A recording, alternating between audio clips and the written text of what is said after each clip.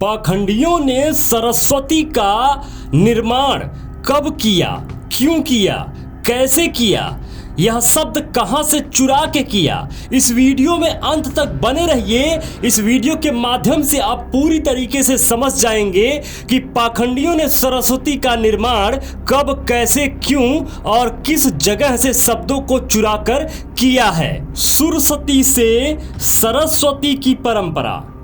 सम्यक काल की जितनी भी शब्दावली है उसका भावार्थ उस समय के पाली भाषा अनुसार ही होगा। जबकि आपको पता होना चाहिए कि भारत भूमि की सबसे प्राचीन भाषा पाली है और पाली से ही संस्कृत बनी है, तो आपको पाली को समझना होगा। सम्यक काल की पाली भाषा जैसे जैसे आगे क्रमिक रूप से विकास करती गई, वैसे वैसे पाली भाषा का संस्कार संस्कृत होते हुए समाज का विकास कहे या विनाश कहे वो करती गई। वर्तमान काल में वसंत पंचमी मनाई जाती है। वसंत पंचमी अधिकांश शिक्षण संस्थानों के अंदर शिक्षा देने वाले प्रबुद्ध शिक्षक, शिक्षा लेने वाले होनहार विद्यार्थी सभी मिलकर सरस्वती नाम, अपभ्रंश नाम सरस्वती देवी की आराधना करेंगे। लेकिन इन्हीं शिक्षण संस्थान के प्रबुद्ध शिक्षक और होनहार विद्यार्थी से जब पूछा जाता है कि क्या नालंदा विश्वविद्यालय जैसे किसी भी शिक्षण संस्थान में सरस्वती नाम की देवी का आराधना का कोई साक्ष्य मिला है, फिर क्या? इतना छोटा सा सवाल करने पर दोनों मतावलंबी के लोग पड़ोसी का बंगला झांकने लगते हैं। इन पाखंडियों के समय काल की लिखी गई भाषा, संस्कारित भाषा जिसे संस्कृत कहा जाता है, की पुस्तक दिखाने लगते हैं। आप लोग ही बताएं कि मुगल काल में स्थापित सरस्वती देवी की पूजा करने से किसको ज्ञान मिला है या किसका ज्ञान बढ़ेगा?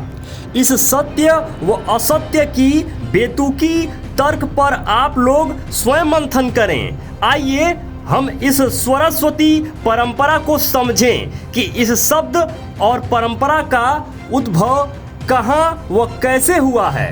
सम्यक संस्कृति में अष्टांगिक मार्ग के अंदर एक मार्ग का नाम है सम्यक सती। इसमें सती शब्द का अर्थ पाली में सजगता होता है। ध्यान रखिएगा, यह शब्द आपको लास्ट में मैं बताऊंगा कि इसको कैसे जोड़ा गया है। असल में सती शब्द का अर्थ पाली भाषा में सजगता होता है। ठीक, सती शब्द का अर्थ पाली भाषा में, जो भारत देश की सबसे प्राचीन भाषा है, उसमें सजगता होता है सती शब्द का अर्थ। दूसरा, सम्यक काल में जो वर्णमाला होती थी उसमें सुर यानी स्वर का काफी महत्व होता था।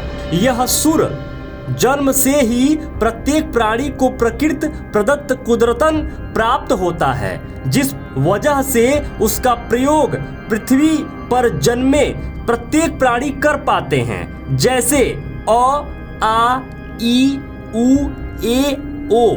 यह प्रकृति प्रदत्त सुर को जब मनुष्य सती के साथ प्रयोग करता है, समझ पा रहे हैं आप? यानी सुर को सजगता के साथ प्रयोग करता है, जबकि सती का अर्थ जो है वह सजगता है और यहाँ सुर का प्रयोग है, तो हुआ सुर सती। चलिए आगे बढ़ते हैं। यह प्रकृति प्रदत्त सुर को जब मनुष्य सती के साथ प्रयोग करता है तो वह सुंदर ध्वनि निकालता है। गायक लोग आज भी सुरों का रियाज सती के साथ करते हैं, वही सुरसती कहलाती है। जैसे जितने भी गायक लोग होते हैं सजगता से सुरों का रियाज करते हैं, सजगता से सुरों का रियाज करते हैं, उसे सुरसती कहा जाता है। मतलब सुर का रियाज करेंगे सती के साथ, मतलब सती का मतलब सजगता, यानी सुर को सजगता से जब रियाज करेंगे तो वह सुरसती कहलाता है। इसी सुर और सती को जब संस्कारित भाषा संस्कृत में स्वर और सती के साथ लिखेंगे तो वह स्वरस्वती का रूप ले लेता है। मैं फिर से समझाने का कोशिश कर रहा हूं। जब इसे पाली में आप कहेंगे प्राचीन भाषा में तो वह बनेगा सुरसती, और जब संस्कारित भाषा, यह जो संस्कृत बाद में पाली को अपभ्रंश करके पाली को, जो ये पाली से नई भाषा संस्कृत बनी, जब इस भाषा में इस शब्द का प्रयोग करेंगे तो ये जो सुरसती बन रहा है यह बन जाएगा स्वरस्वती।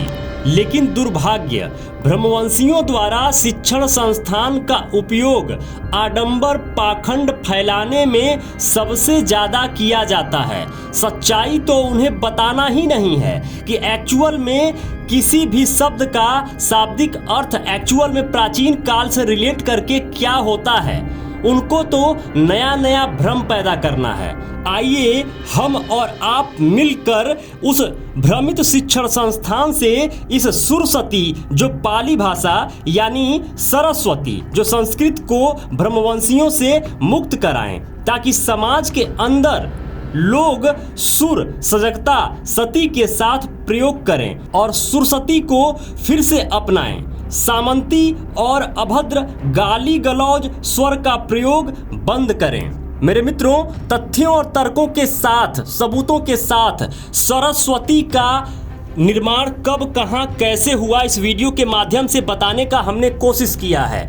आप मित्रों से निवेदन है कि जो भी मित्र काम करते करते मेंटली रूप से और शारीरिक रूप से अगर डिस्टर्ब हो रहे हैं या फिर बहुत परेशान हैं, शरीर को और दिमाग को रिलैक्स देना चाहते हैं, तो सेहॉक कंपनी का मेडिटेशन सेंटर उत्तराखंड और अन्य राज्यों में है।